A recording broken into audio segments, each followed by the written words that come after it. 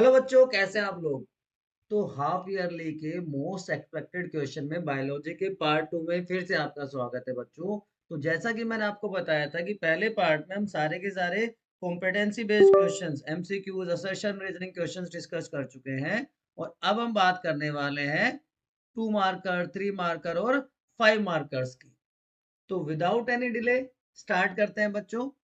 तो पहला क्वेश्चन जो है कि आपको डिस्क्राइब करना है मैकेनिज्म ऑफ फोटोसिंथेसिस और एक्सप्लेन करना है working, opening and closing of stomata की। तो वन बाय वन हम चीजों को लेते हैं। तो सबसे पहले हम बात करते हैं मैकेनिज्म ऑफ फोटोसिंथेसिस की। तो देखो, जो फोटोसिंथेसिस प्रोसेस है बच्चों, वो दो स्टेजेस में, या जिसको आप कह सकते हैं दो फेजेस में कंप्लीट होती है। एक को कहते हैं लाइट रिएक्शन और दूसरी कहलाती है डार्क रिएक्शन। नाम से आपको समझ में आ रहा है कि जहां पे सनलाइट एसेंशियल होती है, जिसके बिना भाई काम ही नहीं चल सकता, वो तो क्या हो गया, लाइट रिएक्शन। और मे नोट तो डार्क रिएक्शन। क्लियर है बच्चों। अब एक एक करके दोनों फेजेस को हम डिस्कस कर लेते हैं। तो पहले लाइट फेज की बात कर लेते हैं, लाइट रिएक्शन की बात कर लेते हैं। तो जैसा कि आपके एनसीईआरटी में दिया हुआ है, इसमें सबसे पहले क्या होगा कि जो सन की लाइट एनर्जी आएगी उसका एब्जॉर्प्शन होगा। तो सबसे पहले absorption of light energy, absorption of light energy, जो सनलाइट आई, जो लीव्स पे गिरी, तो लीव्स ने उस सनलाइट को एब्जॉर्ब कर लिया। तो ये पहला स्टेप हो गया, पहला फेज हो गया। जो स्ट्रोमेटा है वहां पे क्लोरोप्लास्ट है, लीफ में क्लोरोप्लास्ट उस लाइट एनर्जी को एब्जॉर्ब कर लेंगे। क्लियर है। सेकंड फेज में क्या होगा बच्चों, ये जो लाइट एनर्जी है वो कन्वर्ट हो जाएगी केमिकल एनर्जी में। Conversion of light energy into chemical energy. क्योंकि हमें यहाँ पे लाइट एनर्जी की जरूरत थोड़ी है, यहाँ तो हमें केमिकल एनर्जी की जरूरत पड़ेगी। रिएक्शन होनी है आगे, तो उसके लिए इसको कन्वर्ट कर दिया जाता है। एंड इन थर्ड स्टेप में क्या होगा, ये लाइट रिएक्शन के ही तीनों स्टेप है। Photolysis of water occurs, photolysis of water. अब फोटो का मतलब आपको पता है लाइट होता है। फोटो का मतलब लाइट, लाइसिस का मतलब ब्रेक डाउन। तो लाइट की प्रेजेंस में, कौन सी लाइट, सनलाइट की प्रेजेंस में वाटर मॉलिक्यूल का ब्रेक डाउन होगा। तो रिएक्शन क्या होगी,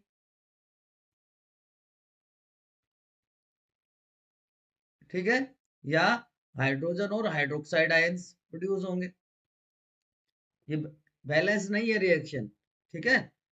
अब जो ये हाइड्रोजन आयंस हैं, जिनको हम प्रोटॉन्स भी कह सकते हैं, ये क्या करेंगे, ये करेंगे एडीपी का कन्वर्जन कर देंगे एटीपी में।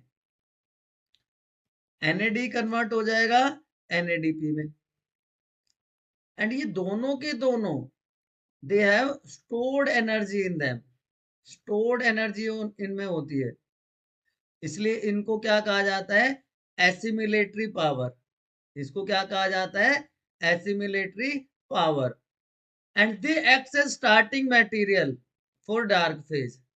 क्योंकि डार्क फेज के लिए एनर्जी की जरूरत पड़ेगी, वो एनर्जी कहां से मिलेगी, एनएडीपी और एटीपी प्रोवाइड करेंगे।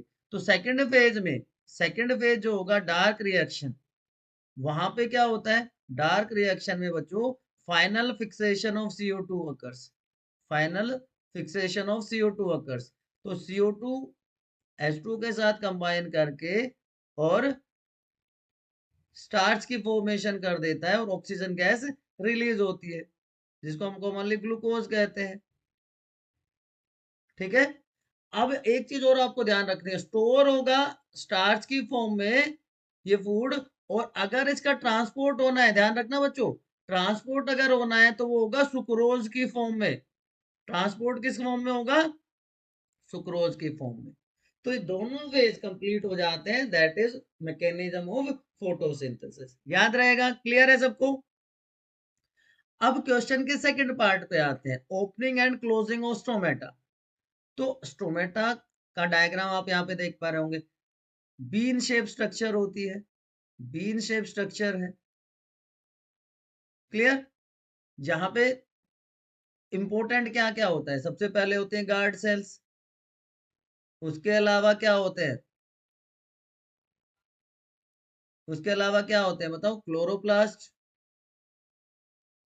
उसके अलावा stomata, stomata, guard cell and chloroplast are present.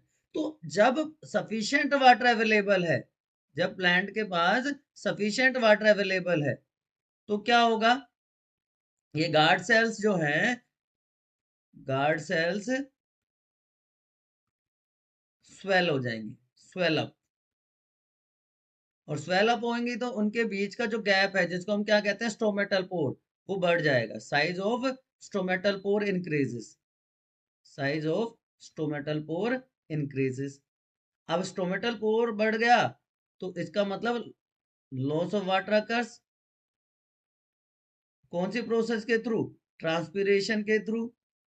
जब स्टोमेटल पोर का साइज बढ़ गया, उसी को तो हम क्या कहते हैं, opening of stomata, that is known as opening of stomata.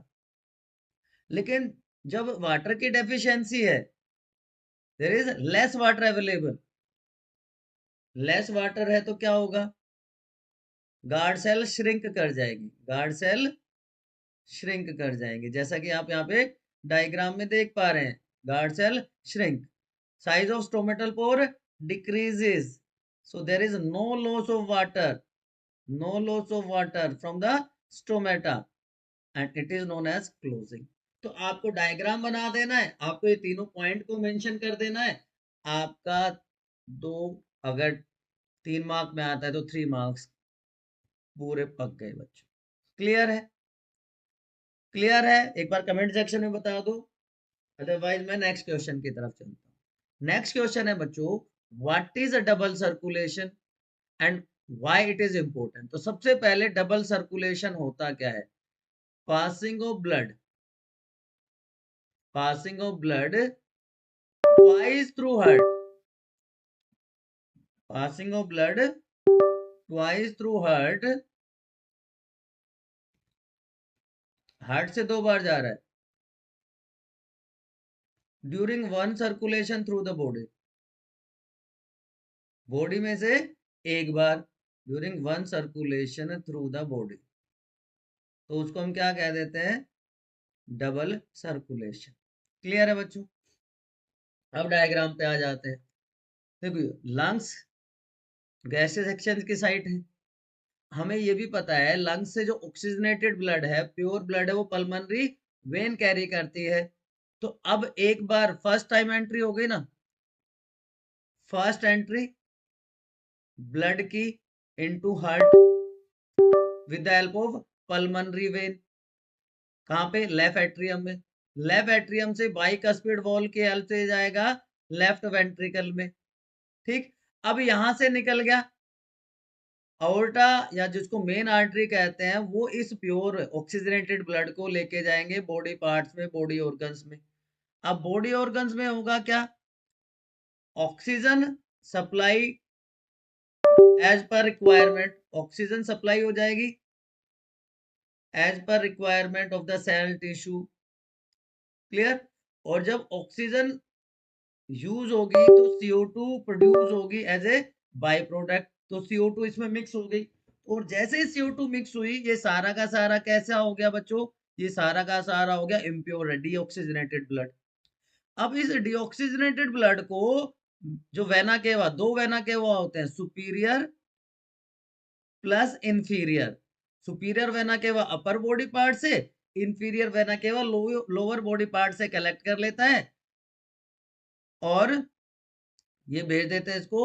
अब देखिए सेकंड एंट्री हो गई, सेकंड एंट्री हो गई यहाँ पे, ये सेकंड एंट्री, तो वही तो हमने लिखा, passing of blood twice through heart, body में एक बार ही गया, लेकिन हार्ट में 2 बार हो गया। अब लेफ्ट एट्रियम से ट्राइकस्पिड वाल्व के से राइट वेंट्रिकल में, और फिर इसको पल्मोनरी आर्टरी इस इम्प्योर ब्लड को लेके जाएगी लंग्स के पास for purification. So this is known as double circulation. इसको एज इट इज उतार लो बच्चों, इसको एज इट इज उतार लो। अब इसकी इंपोर्टेंस क्या है, what is the importance of double circulation? देखो डबल सर्कुलेशन मेनली किस में मिलता है, एविज में मिलता है, मैमल्स में मिलता है। अब इन ऐसा नहीं औरों में नहीं मिलता, औरों में भी मिलता है, बट मैं हायर ऑर्गेनिजम्स की बात कर रहा हूँ, हायर ऑर्गेनिजम्स में इन दोनों में मिलता है। अब ये क्योंकि हायर ऑर्गेनिजम्स है तो कॉम्प्लेक्स स्ट्रक्चर है, कॉम्प्लेक्स स्ट्रक्चर है, एडवांस स्ट्रक्चर है, तो इनकी एनर्जी रिक्वायरमेंट हाई है, इनकी एनर्जी रिक्वायरमेंट हाई है। तो एनर्जी रिक्वायरमेंट हाई है, इसीलिए उनको ऑक्सीजन की कंटिन्यूअस सप्लाई की जरूरत पड़ती है। ठीक है, तो ये डबल सर्कुलेशन जो है ये एफिशिएंसी बढ़ा देता है, it increases efficiency of these higher organisms. ठीक है, सेकेंडली एक और काम करता है, it prevents mixing of pure and impure blood, mixing of impure and pure blood, उसकी मिक्सिंग भी नहीं होने देता। एंड बैक फ्लो को कौन रोकता है, ब्लड का बैक फ्लो कौन रोकता है, फटाफट कमेंट सेक्शन में बताओ, हमने कॉम्पिटेंसी बेस्ड क्वेश्चन में डिस्कस किया था, बताओ फटाफट। यस, जो वाल्व्स होते हैं बाइकस्पिड एंड ट्राइकस्पिड। चलिए next question, how are fats digested in our bodies, where does this process takes place? देखिए बाइल जूस, पहली बात तो कि जो फैट ड्रॉपलेट्स या फैट ग्लोब्यूल्स होते हैं उनका साइज होता है बड़ा, फैट ग्लोब्यूल्स का साइज होता है बड़ा, तो वो मेम्ब्रेन के थ्रू एंटर नहीं कर सकते। अब क्या होता है, जो बाइल जूस होता है, जो लीवर सिक्रीट करता है, लीवर से क्या आता है, बाइल जूस आता है, वो एल्कलाइन मीडियम प्रोवाइड कर देता है, और उसकी वजह से जो लार्ज फैट ग्लोब्यूल्स है ना, वो छोटे छोटे फैट ड्रॉपलेट्स में टूट जाते हैं, छोटे छोटे फैट ड्रॉपलेट्स में टूट जाते हैं। ठीक, अब ये फैट ड्रॉपलेट इजीली क्रॉस कर सकते हैं और उनका एब्जॉर्प्शन, उनका डाइजेशन इजीली हो जाता है। This process is known as emulsification of fats, this process is known as emulsification of fats, कि लार्ज फ्लैट ड्रॉपलेट्स का स्मॉल ड्रॉपलेट फैट ग्लोब्यूल्स का स्मॉल फैट ड्रॉपलेट्स में टूटना, जिससे कि उनका एब्जॉर्प्शन इजी हो जाए। अब ये क्वेश्चन दूसरी तरह से भी पूछा जा सकता है कि बाइल जूस में कोई एंजाइम नहीं होता फिर भी ये बहुत इफेक्टिव होता है डाइजेशन प्रोसेस के लिए, क्यों? Because it contains bile juice which helps in emulsification of fats. इसके अलावा इसमें बाइल सॉल्ट्स होते हैं, बिलिरुबिन और बिलिरुबिन जैसे, है ना। अब ये छोटे छोटे टुकड़ों में तो टूट गया, अब जो पैनक्रेटिक जूस है जो कि पैनक्रियाज से आया, वहां पे पैनक्रिएटिक लाइपेज एंजाइम होता है, पैनक्रिएटिक लाइपेज एंजाइम होता है जो फैट डाइजेशन के लिए रेस्पॉन्सिबल होता है, तो जो इमल्सिफाइड फैट्स था उसको फैटी एसिड और ग्लिसरॉल में वो तोड़ देता है, तो पैनक्रिएटिक लाइपेज ने इसको फैटी एसिड और ग्लिसरॉल में तोड़ दिया। ये सारी की सारी प्रोसेस कहाँ होती है, स्मॉल इंटेस्टाइन में, और एब्जॉर्प्शन भी कहाँ होता है, एब्जॉर्प्शन भी कहाँ होता है, मैक्सिमम एब्जॉर्प्शन सिर्फ थोड़ा बहुत वाटर का एब्जॉर्प्शन होता है लार्ज इंटेस्टाइन में, अदरवाइज एब्जॉर्प्शन भी स्मॉल इंटेस्टाइन में 95% कंप्लीट हो जाता है। क्लियर है बच्चों, क्लियर है। इमल्सिफिकेशन ऑफ फैट्स क्या होता है, या बाइल जूस में कोई एंजाइम नहीं होता फिर भी इंपॉर्टेंट है, या फैट का डाइजेशन कैसे होता है, किसी भी तरह से पूछा जा सकता है क्वेश्चन। क्लियर, चलिए नेक्स्ट क्वेश्चन की तरफ चलते हैं। रीजन बताना है कि lung alveoli are surrounded by, lung alveoli are surrounded by blood capillaries. देखो एल्वियोलाई के आसपास या उसके चारों तरफ कैपिलरीज क्यों होती है, मैंने थोड़ी देर पहले आपको बताया था। ये मान लीजिए एक एल्वियोलाई है और ये आपकी ब्लड कैपिलरी, एक सेकंड, थोड़ा सा हमारे इसमें प्रॉब्लम आ रहा है, जस्ट ए सेकंड,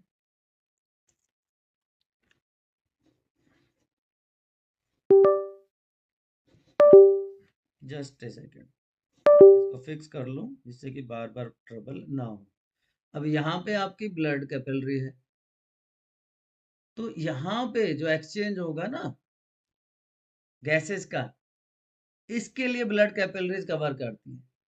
ठीक है, तो देखो alveoli covered with blood capillaries so that the exchange of gases, जो मैं आपको बता रहा था, between membrane of the between alveoli membrane and the surrounding blood capillaries. Blood capillaries covering alveoli have low oxygen and high CO2. Capillaries में क्या है, capillaries में O2 तो लो है और CO2 हाई है। ठीक है, तो ऑक्सीजन ऑक्सीजन या कोई भी गैस कहां से कहां डिफ्यूज होती है, हाई से लो की तरफ। तो एल्विलाई से कहां पे आ जाएगा O2, कैपिलरीज में। So oxygen diffuse into the blood and carbon dioxide diffuse out of the blood. Clear हो गई बात, ये एक रीजन था। अब दूसरा पार्ट इसका क्या कहता है कि the wall of trachea is supported by cartilaginous rings. Cartilaginous rings जो होती हैं बच्चों, दे prevent collapsing of trachea in absence of air, they prevent collapsing of respiratory tract। और अगर एक चीज और भी बताऊं, जब ब्रांचिंग होती है ना ट्रैकिया की, ब्रोंकाई और ब्रोंक्यूल्स में, तो याद रखना ब्रोंकाई में कार्टिलेजिनस रिंग्स होती हैं, ब्रोंक्यूल्स में कार्टिलेजिनस रिंग्स एब्सेंट होती हैं बच्चों। ब्रोंकाई में होती है, ब्रोंक्यूल्स में नहीं मिलती। क्लियर है, चलो जी next question. Different types of blood vessels बतानी है आपको। तो तीन टाइप के ब्लड वेसल्स होती हैं, arteries, veins and capillaries. Arteries, arteries क्या करती है, carry blood away from heart, except except अच्छा चलो मैं इसको दूसरे तरीके से बताता हूँ। आर्टरीज वो ब्लड वेसल्स हैं which carries pure blood. Artery carry pure blood. ठीक है, इनमें कोई वाल्व नहीं होता। ठीक है, प्योर ब्लड करती है कैरी, एक्सेप्शन क्या है, पल्मनरी आर्टरी। पल्मनरी आर्टरी अभी हमने देखा था कि राइट वेंट्रिकल से इम्प्योर ब्लड को लेके जाती है लंग्स में। वेन्स क्या करती हैं, वेन्स प्योर ब्लड कैरी करती हैं from different part of the body और उसको हार्ट में लेके जाती है टुवर्ड्स हार्ट और वो अवे फ्रॉम द हार्ट। इनमें वॉल्स प्रेजेंट होते हैं, ये इम्प्योर ब्लड कैरी करती हैं एक्सेप्ट पल्मनरी वेन। और इन दोनों का जो नेटवर्क है, देखो एक तरफ से हमारी आ रही है आर्टरी, आर्टरी की फाइन ब्रांचिंग जो हो जाती है ना बच्चों, इस तरह की जो ब्रांचिंग हो जाएगी आर्टरी की, वो क्या कहलाएगी, आर्ट्रियोल। आर्टरी की ब्रांचिंग आर्ट्रियोल। इसी तरह वेन की जो ब्रांचिंग होगी ना, वेन इधर से वेन आएगी, वेन की जो ब्रांचिंग होगी उसको हम वेन्यूल कह देंगे। और इनके बीच में जो प्रोक्सिमिटी है वो एरिया क्या कहलाएगी, capillary network. Smallest blood vessels हैं जहां पे मटेरियल का एक्सचेंज होगा ब्लड और टिश्यू सेल्स के बीच में, यहाँ कोई वॉल्व नहीं प्रेजेंट होगा। तो आर्टरी में और कैपिलरीज में वॉल्व्स नहीं होते, वेन्स में वॉल्व्स होते हैं। यहां से आप इनके डिफरेंसेस देख सकते हैं। देखिए arteries, veins and capillaries. Arteries हमेशा थिक वॉल्ड होती हैं, इलास्टिक वॉल होती हैं, और इनका ल्यूमन जो है देखो नैरो ल्यूमन है। जबकि वेन्स थिन वॉल्ड है, ल्यूमन कितना है, वाइड है, इनमें वाल्व प्रेजेंट है। कैपिलरीज में ये सिंगल सेल्ड स्ट्रक्चर्स हैं, वाइड ल्यूमन इनका भी है। ठीक है, तो तीनों का डिफरेंस आपको समझ आ गया होगा आई थिंक। तो हम आगे बढ़ सकते हैं। जहां पे भी आपको कंफ्यूजन लगे बेटा फटाफट कमेंट सेक्शन में बताते रहना। ठीक है, चलिए ओस्मो रेगुलेशन और मालपीजियन बॉडी, इसके साथ में एक और वर्ड लिख देता हूँ, मालपीजियन ट्यूब्यूल भी कहते हैं इसको, मालपीजियन ट्यूब्यूल। और एक वर्ड है रीनल ट्यूब्यूल भी कहते हैं इसको, ऑलरेडी वैसे मैं बता चुका हूँ। Maintaining ionic balance and amount of water in the body of an organism is known as osmoregulation. और इसमें एक हार्मोन किडनी से जो रिलीज होता है, एंटी डायूरेटिक हार्मोन बहुत इंपॉर्टेंट रोल प्ले करता है। इसके अलावा एल्डोस्टेरोन भी इंपॉर्टेंट रोल प्ले करता है उसमें। तो the process of maintaining right amount of water and ionic balance in the body is called osmoregulation. Hormone जो रेगुलेट करते हैं मैंने बताया anti diuretic hormone and aldosterone. अब मालपीजियन बॉडी क्या होती है? हमने जब व्हाट यू से नेफ्रॉन की बात करी थी, नेफ्रॉन के स्ट्रक्चर में सबसे ऊपर का पार्ट मैंने क्या बताया था? ग्लोमेरुलस, जो कि एफेरेंट और इफेरेंट आर्ट्रियोल जो नेटवर्क बनाती है। और उसके साथ साथ जो कप शेप स्ट्रक्चर थी जो बोमेंस कैप्सूल था। तो ग्लोमेरुलस प्लस बोमेन कैप्सूल मिलके क्या कहलाते हैं? मालपीजियन ट्यूब्यूल या रीनल ट्यूब्यूल कहलाते हैं। ठीक है, the Bowman's capsule and glomerulus together known as renal corpuscles और मालपीजियन बॉडी और रीनल ट्यूब्यूल और मालपीजियन ट्यूब्यूल। क्लियर हो गई बात? चलें आगे। चलो, एलिमेंट्री कैनाल को डिस्क्राइब करना है, इंटरनल स्ट्रक्चर हार्ट की डिस्क्राइब करनी है, दोनों में से कोई एक क्वेश्चन करना है, हम दोनों करेंगे, दोनों इंपॉर्टेंट। अब आपको पता है एलिमेंट्री कैनाल स्टार्ट होती है माउथ से और एनस में कंप्लीट होती है। तो कंप्लीट डाइजेस्टिव सिस्टम मिलता है ह्यूमन बींग्स में। कंप्लीट डाइजेस्टिव सिस्टम का मतलब ये होता है कि जहाँ पे दो ओपनिंग हो in the form of mouth and anus, वो होता है कंप्लीट डाइजेस्टिव सिस्टम। तो माउथ में इंजेशन होता है। इंजेशन कहाँ स्टार्ट हो जाता है? माउथ में। वहां पे दो एसेसरी स्ट्रक्चर्स हैं in the form of teeth and tongue. Teeth क्या हेल्प करता है? टीथ हेल्प करता है चूइंग में, मेस्टिकेशन फूड में, कि उसका चूर्ण बना देता है। टंग प्रॉपर मिक्सिंग करती है, वहां पे सलाइवा है। सलाइवा में कौन सा एंजाइम है? टाइलिन है। सलाइवा में कौन सा एंजाइम है? टाइलिन या सलाइवरी अमाइलेज है, जो स्टार्च को सिंपल सब्सटेंसेस में, और मैं प्रिसाइजली बताऊं तो स्टार्च को माल्टोज में कन्वर्ट कर देती है। माल्टोज में कन्वर्ट हो जाता है क्या? Starch in mouth with the help of ptyalin और सलाइवरी अमाइलेज एंजाइम। अब माउथ से वो कहां पे आएगा? इसोफेगस से होता हुआ। तो सेकंड पार्ट, अच्छा सेकंड पार्ट यहाँ पे हम मेंशन कर देते हैं। सेकंड पार्ट हो जाएगा हमारा ईसोफेगस। ईसोफेगस में क्या होगा? एक ट्यूब है नियरली 25 सेंटीमीटर लो। जब फूड कंबाइन कर जाता है, फूड कंबाइन कर जाता है सलाइवा के साथ, तो एक बोल लाइक स्ट्रक्चर बन जाती है जिसको कहते हैं बोलस। अब ये बोलस इस ईसोफेगस की वॉल में आता है जो कि हाईली मस्कुलर है। तो इसमें कंटिन्यूअस कॉन्ट्रैक्शन और रिलैक्सेशन होगा जैसे जैसे बोल मूव करेगी नीचे की तरफ। तो जहां पे बोल होगी, ये बोलस होगा, वो पार्ट वाइड हो जाएगा, बाकी नैरो रहेगा। तो ये जो मूवमेंट है ये कहलाता है पेरिस्टल्सिस। पेरिस्टल्सिस या पेरिस्टेलिक मूवमेंट। पेरिस्टल्सिस या पेरिस्टेलिक मूवमेंट इसको कहते हैं बच्चों। ठीक है, तो ईसोफेगस से फूड अब आ गया स्टमक में। ईसोफेगस से फूड कहाँ आ गया? स्टमक में। क्लियर है बच्चों? यहां तक कोई कंफ्यूजन है तो एक बार बताओ, फिर मैं इसको और डिटेल में बताता हूँ। अरे हम पीछे क्यों चले गए? यहाँ पे पहुंच गए थे। पेरिस्टल्सिस में कोई कंफ्यूजन है तो बताओ। अब देखो क्या होगा। स्टमक वाइडेस्ट पार्ट है। Stomach is widest part of human alimentary canal. तीन पार्ट में डिवाइड होता है।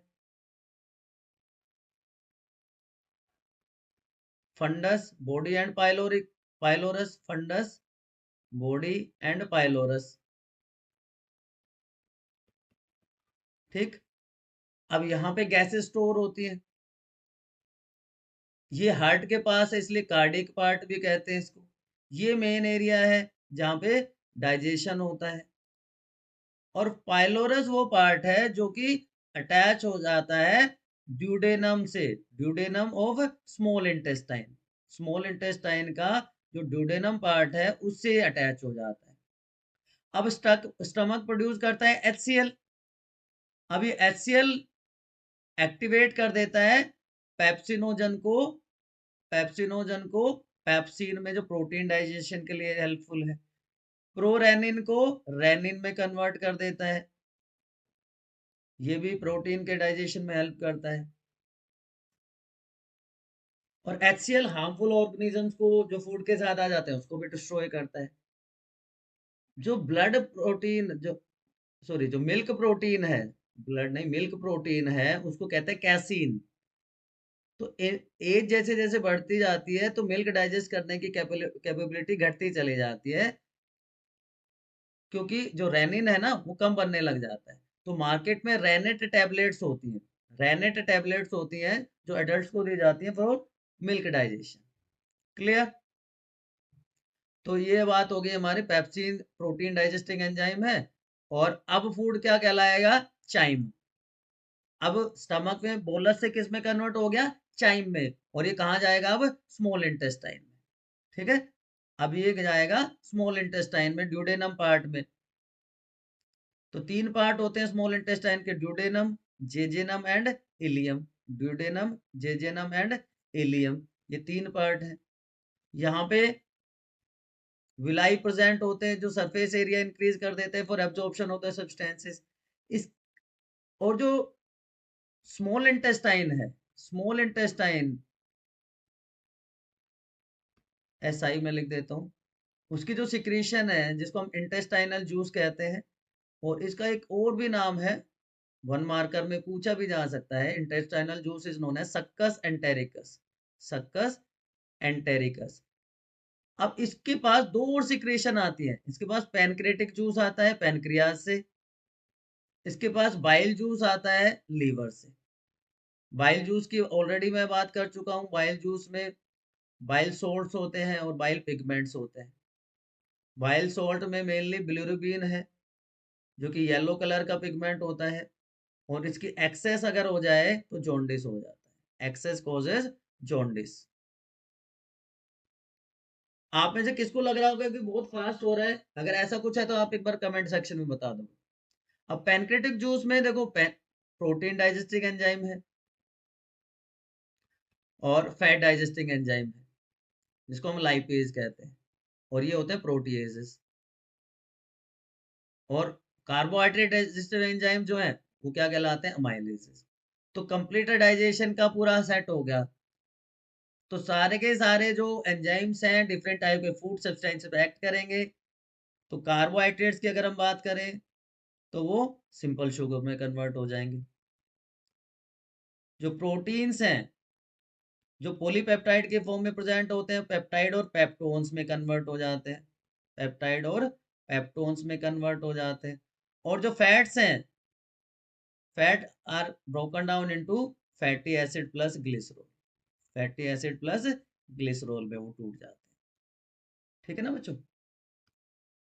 तो स्मॉल इंटेस्टाइन में क्या हो रहा है? देखो, स्मॉल इंटेस्टाइन लॉन्गेस्ट पार्ट है एलिमेंट्री कैनाल का, बहुत सारे फोल्ड्स होते हैं।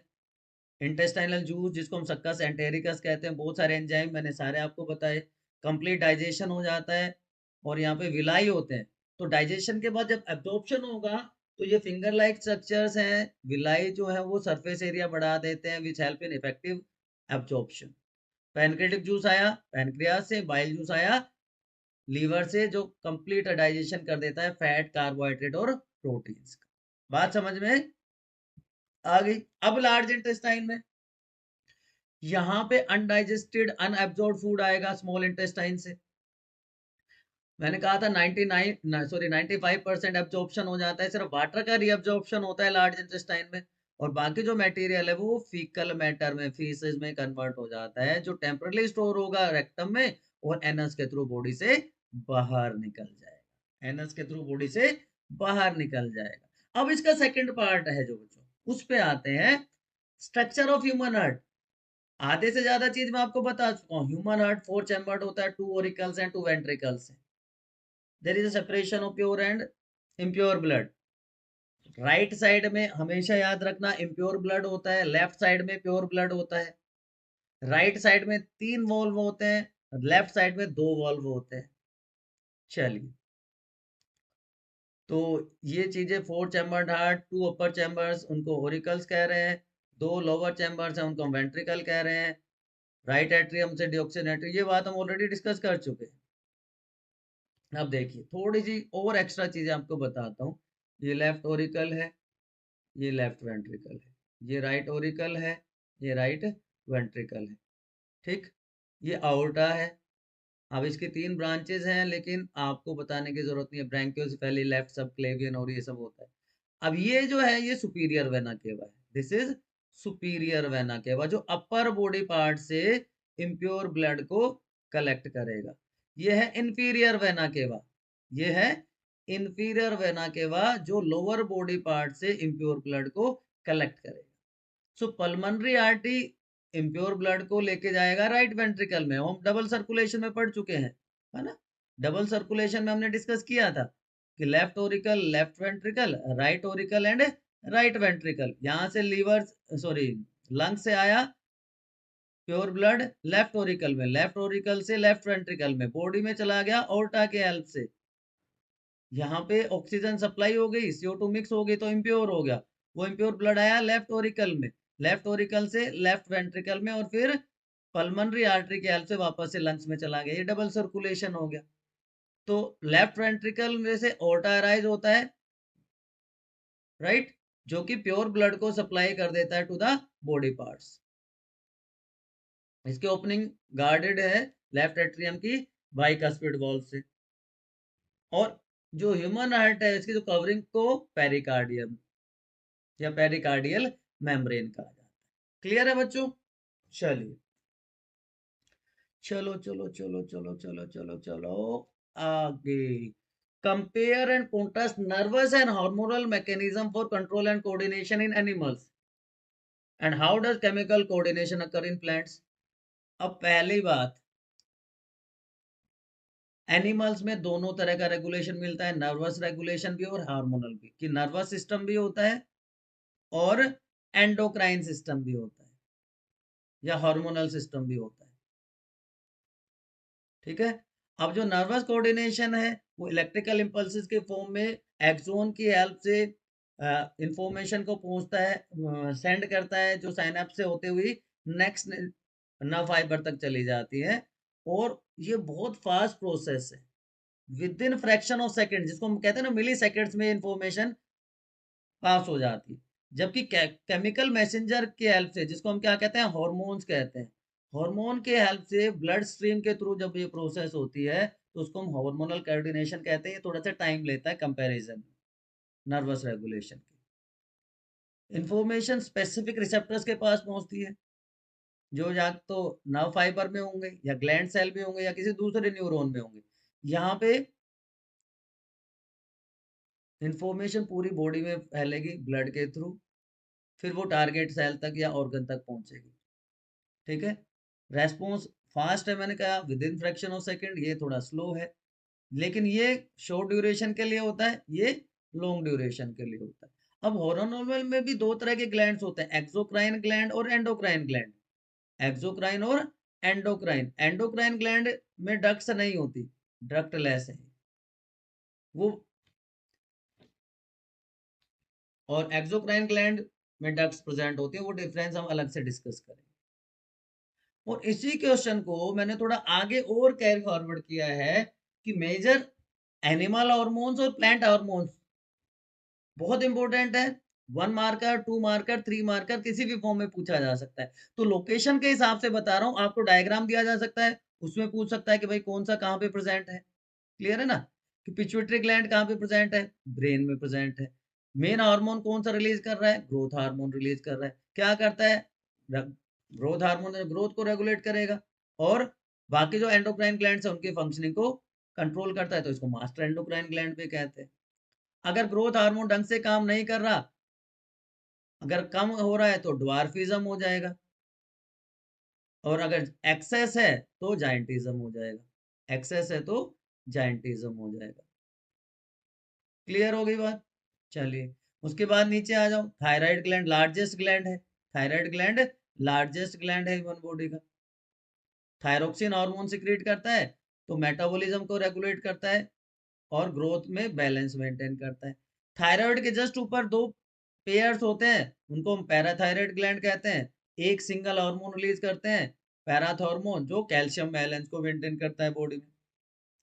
Adrenal gland emergency hormone secrete करता है, एड्रेनालिन एंड नॉन एड्रेनालिन, जिसको एपिनेफ्रिन और नॉन एपिनेफ्रिन कहते हैं। ये फाइट और फ्राइट हार्मोन्स भी कहलाते हैं, फ्राइट फाइट और फ्राइट, लड़ो या भाग जाओ। पैनक्रियाज दोनों तरह से एक्ट करता है, एक्सोक्राइन भी और एंडोक्राइन भी। मेनली इंसुलिन हार्मोन सिक्रीट करती हैं इसकी बीटा सेल्स। जो 3 तरह की सेल्स होती हैं, उसमें से बीटा सेल्स जो है वो इंसुलिन हार्मोन रिलीज करती हैं, जो ब्लड ग्लूकोज लेवल को मेंटेन करता है। आपको पता है इसकी डेफिशिएंसी से क्या हो जाता है, डायबिटीज हो जाती है। टेस्टिस और ओवरी ये कहलाते हैं गोनेड्स। टेस्टिस से सिंगल हार्मोन टेस्टोस्टेरोन, जो मेल रिप्रोडक्टिव सिस्टम के ग्रोथ डेवलपमेंट और मेल सेक्स हार्मोन उसके सॉरी मेल गैमेट के प्रोडक्शन में फॉर्मेशन में हेल्प करता है। ओवरीज से ईस्ट्रोजन और प्रोजेस्टेरोन हार्मोन, जो फीमेल रिप्रोडक्टिव सिस्टम की फंक्शनिंग और फीमेल गैमेट की प्रोडक्शन और उसकी डेवलपमेंट के लिए रेस्पॉन्सिबल होते हैं। ये मेन एनिमल हॉर्मोन्स हैं। अगर हम कंपेयर करें प्लांट हार्मोन्स के साथ, तो प्लांट्स में दो तरह के हार्मोन हैं, ग्रोथ प्रोमोटर्स भी हैं और ग्रोथ इनहिबिटर्स भी हैं। Growth promoters and growth inhibitor. Inhibitor में मेनली एब्सिसिक एसिड आता है, मेनली एब्सिसिक एसिड आता है ये वाला। ये सारे ग्रोथ प्रोमोटर्स में आ जाते हैं, गिबरलिन, ऑक्सिन, साइटोकाइनिन, इथाइलिन। और मैंने लास्ट सेशन में भी आपसे पूछा था गैसियस हार्मोन कौन सा होता है, तो ethylene is the gaseous hormone. अब देखो इससे इजी, विद इन 2 मिनट्स आप सारा का सारे प्लांट हार्मोन और उनके फंक्शन याद कर सकते हो इस टेबल से। ठीक है ना। देखो, अब क्योंकि पहले चारों क्या ग्रोथ प्रोमोटर्स हैं, तो जर्मिनेशन तो होगा ही होगा। जर्मिनेशन हो गया किससे, जी जी। ग्रोथ तीनों में है, गिबरलिन, ऑक्सिन और साइटोकाइनिन। फ्लावरिंग चारों में है। ठीक है, देखिए मैंने बढ़ते हुए कि एक 4 2 1 1। गिबरलिन क्या करेगा, जर्मिनेशन भी करेगा, ग्रोथ टू मैच्योरिटी तक भी लेके जाएगा, और मैच्योरिटी हो जाएगी तो फ्लावरिंग होगी, फ्लावरिंग होगी तो फ्रूट फॉर्मेशन होगी। और क्योंकि जर्मिनेशन कर रहा है तो सीड डोरमेंसी या एब्सेशन नहीं करेगा। इस तरह ऑक्सिन जो है वो सेल की इलोंगेशन में हेल्प करता है। साइटोकाइनिन सेल डिवीजन के लिए रेस्पॉन्सिबल होता है। इथाइलिन गैसियस हार्मोन है तो राइपनिंग ऑफ फ्रूट्स में हेल्प करता है। आर्टिफिशियल जो राइपनिंग होती है फ्रूट्स की, वो इथाइलिन की हेल्प से ही होती है बच्चों, याद रहेगा। और एब्सिसिक एसिड जो ये काम करेंगे वो ये बिल्कुल नहीं करेगा, जो ये नहीं करेंगे वो ये बिल्कुल करेगा, उल्टा चलेगा। तो यहां से भी आप इनके फंक्शंस को नोट डाउन कर सकते हैं बच्चों। यहां से भी आप इनको लिख सकते हैं कि cytokinin cell growth, cell division and cell differentiation. Auxin cell growth, cell elongation, growth of terminal buds. और ये बेंडिंग में भी हेल्प करता है, बेंडिंग ऑफ प्लांट पार्ट्स, कि जहां से सनलाइट आ रही होगी उसके अपोजिट में ऑक्सीजन कंसंट्रेट हो जाता है, इकट्ठा हो जाता है, which results in bending. Gibberellin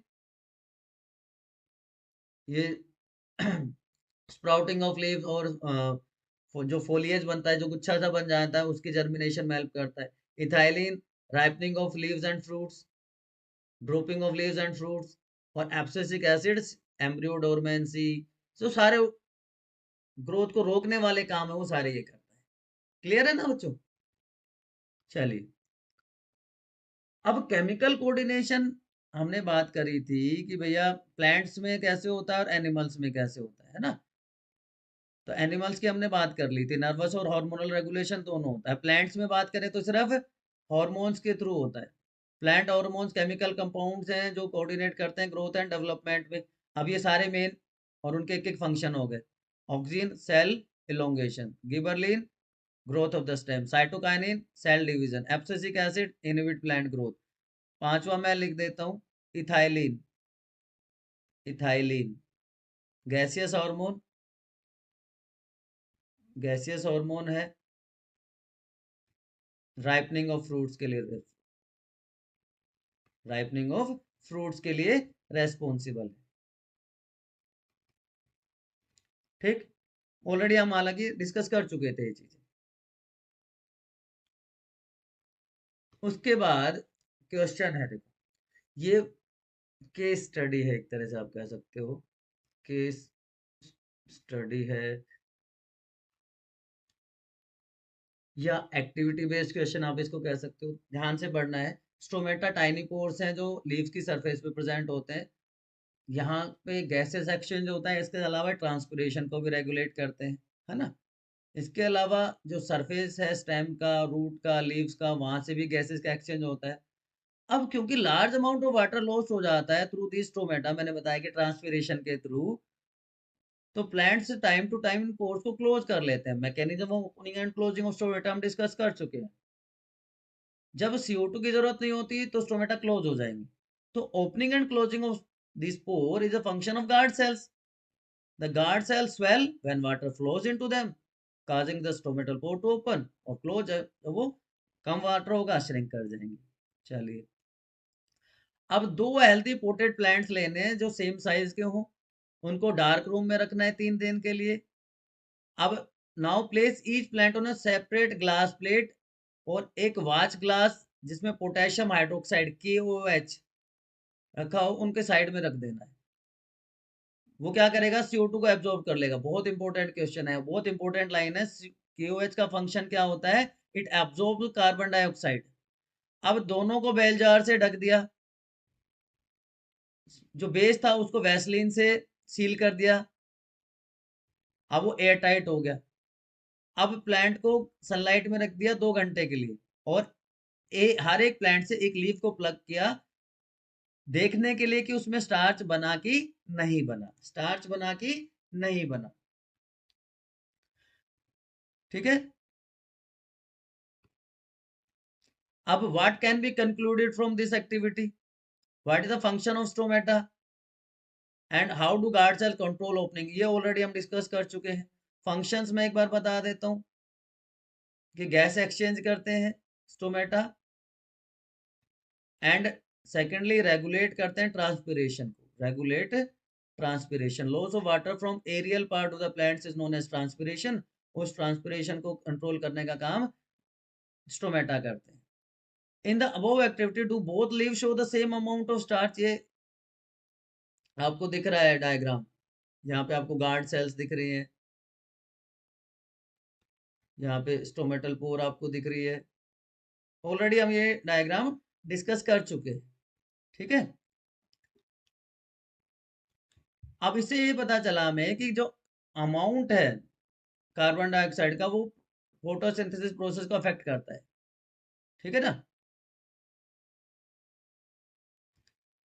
massive amount of gases exchange occur through this pores, जिनको हम स्ट्रोमेटा कह रहे हैं।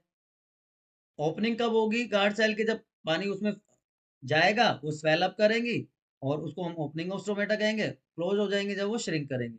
दोनों में सेम अमाउंट नहीं होगा इन द गिवन एक्टिविटी। अब उसी से रिलेटेड एक और क्वेश्चन है कि when growing plant detect light, hormone oxygen is produced.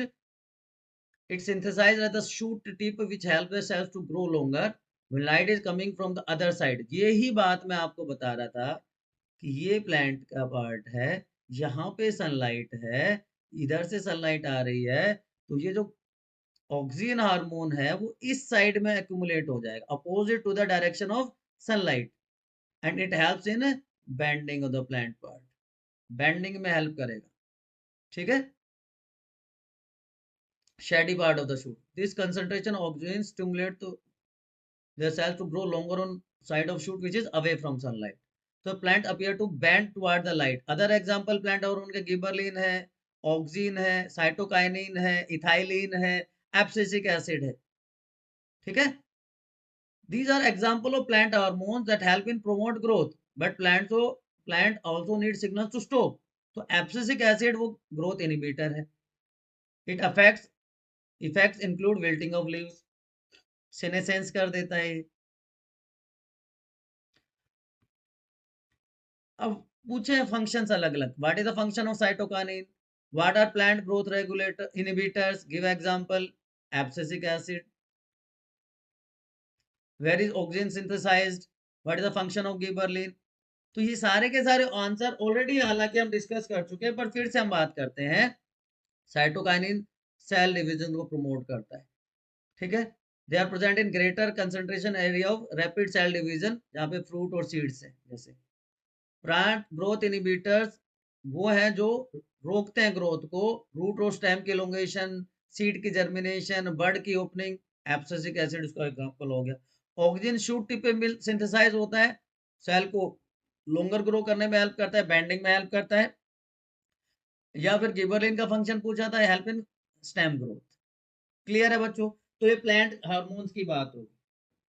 उसके बाद एक और इंपॉर्टेंट टॉपिक है mechanism of urine formation. Mechanism of urine formation 3 step की प्रोसेस है बच्चों। पहला अल्ट्रा फिल्ट्रेशन, पहला अल्ट्रा फिल्ट्रेशन, दूसरा है selective reabsorption, second one is selective reabsorption, and third one is known as tubular secretion, या direct आप सिक्रेशन भी लिख सकते हैं, कुछ लोग इसको एक्सक्रीशन में भी डिवाइड करते हैं। ठीक, तो सबसे पहला पार्ट आपको पता है क्या होता है, ग्लोमेरुलस होता है।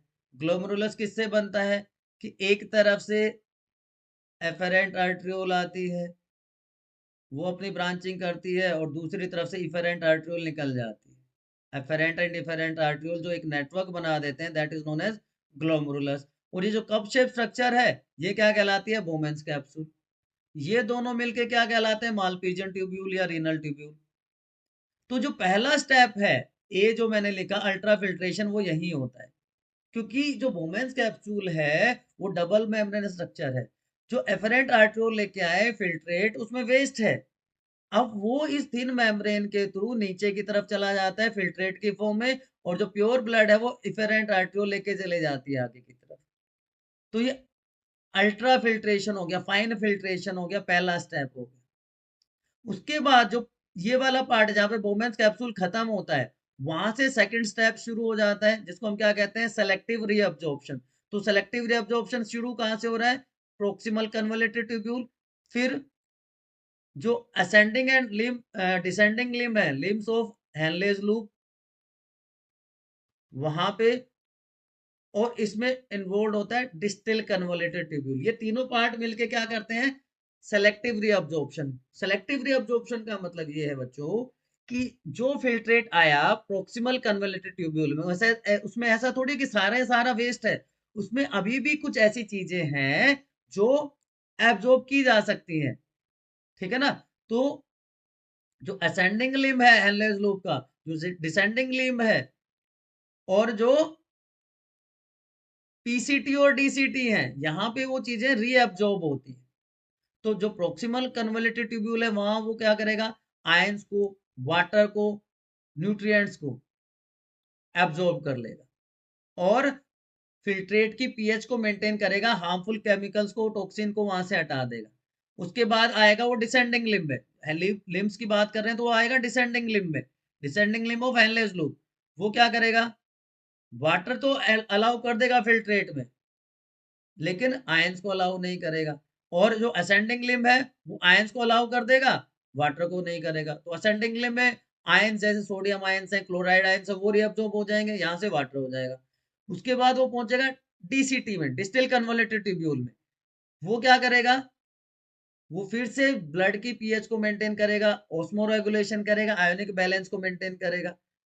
उसके बाद जो फिल्ट्रेट है, अब उसमें ये मान लीजिए 99.9% वेस्ट बच गया।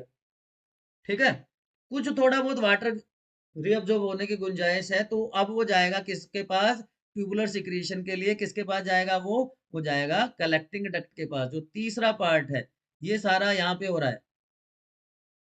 कलेक्टिंग डक्ट रीअब्जॉर्ब करेगी सोल्यूट्स को और वाटर को फ्रॉम द फिल्ट्रेट, और वो सारा फिर नीचे चला जाएगा, जिसको हम यूरिन कहते हैं। ठीक है, तो 3 स्टेप में पूरी प्रोसेस होती है। ग्लोमेरुलर फिल्ट्रेशन, जिसको हम अल्ट्रा फिल्ट्रेशन भी कह रहे हैं, अल्ट्रा फिल्ट्रेशन कहते हैं। उसके बाद ट्यूबुलर रीअब्जॉर्प्शन, जो किस किस में हो रहा है, PCT DCT plus limbs of Henle's loop, and lastly tubular secretion, जो हो रहा है इसमें कलेक्टिंग डक्ट। ये डायग्राम आप एज इट इज बना सकते हो। ठीक है ना? एंड लास्टली कंपेयर करना है control and coordination in plant and animals. ये लास्ट क्वेश्चन आपके साथ डिस्कस कर रहा हूं बच्चों।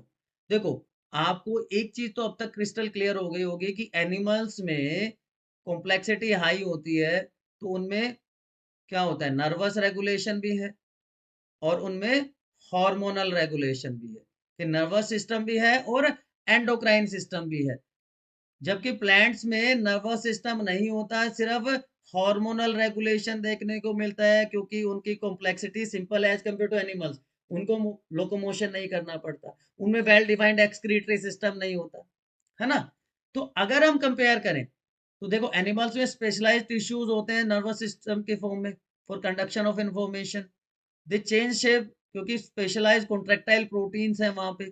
और मैंने तीसरी बात क्या बता दी, तीसरी बात मैंने बताई लोकोमोशन की, कि प्लांट्स में लोकोमोशन नहीं होता, लेकिन एनिमल्स लोकोमोट करते हैं, एक जगह से दूसरी जगह पे जाते हैं, है ना। प्लांट्स में no specialized tissue for conduction, change shape because of the turgor pressure changes. तो दो चीजें सेम हो गई कि केमिकल सिग्नल दोनों में, शेप दोनों चेंज कर रहे हैं, लेकिन मोड दोनों में अलग अलग है। मोड दोनों में अलग अलग है। प्लांट्स में सिर्फ हार्मोनल रेगुलेशन है जो हो रहा है हॉर्मोन्स की वजह से। दो सेट ऑफ हॉर्मोन्स हमने डिस्कस कर लिए, growth promoter and growth inhibitor. Growth promoter and growth inhibitor, इनकी हेल्प से होता है सिर्फ। जबकि एनिमल्स में पूरा का पूरा एंडोक्राइन सिस्टम है, हॉर्मोन्स हैं, और उसके साथ साथ ये तो है ही है क्या, नर्वस रेगुलेशन, जिसमें ब्रेन और स्पाइनल कोड है, ब्रेन और स्पाइनल कोड है। तो दो पॉइंट और आपको याद रखने हैं बेटा, एक तो ब्रेन की स्ट्रक्चर, ठीक है, और मैकेनिज्म ऑफ ब्रीदिंग। दो इंपॉर्टेंट टॉपिक्स और है, mechanism of breathing and brain structure. वो आप प्लेलिस्ट में जाके 25-26 की, वहां से आप कंप्लीट वीडियो देख सकते हैं। इसके अलावा कोई कंफ्यूजन है, कोई डाउट है, कोई किंतु परंतु है, तो आप हमेशा की तरह आपके अपने स्टडी डेस्टिनेशन बायोनीति RRG के कहाँ पे, कमेंट सेक्शन में पूछो, कमेंट सेक्शन में पूछो।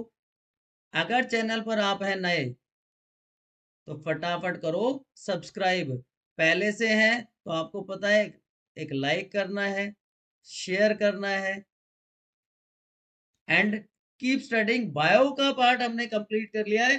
नेक्स्ट सेशन में हम केमिस्ट्री और उसके बाद फिजिक्स की भी बात करेंगे। Complete videos, most expected questions, competency based question, हर तरह की चीजें आपको अपने चैनल पर मिलेंगी। ठीक है ना बच्चों, पढ़ते रहिए, डू वेल।